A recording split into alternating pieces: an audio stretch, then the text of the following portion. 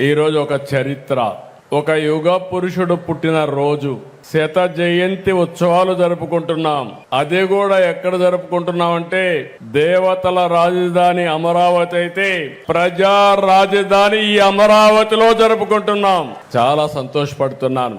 నాకెప్పుడు ఒకే కోరిక, దేవతల రాజధాని ఏ విధంగా ఉందో మనం ఊహించుకుంటున్నాం. అందులో ఒక నమూనాగా ఈ అమరావతి ప్రజా రాజధానిగా ప్రపంచం మొత్తం గుర్తుపెట్టే విధంగా చేయడమే నా ఆలోచన, నా ధ్యేయం. దానికోసమే పనిచేస్తున్నా. మొట్టమొదటిసారిగా ఇక్కడే రైతుల్ని, ఈ ప్రాంత రైతుల్ని మనస్ఫూర్తిగా అభినందిస్తున్నా.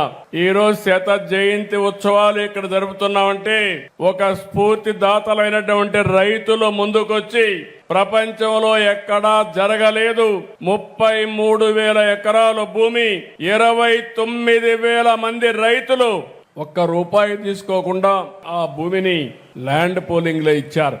అంటే ఎవరు ఈ ప్రపంచంలో చేయలేదు.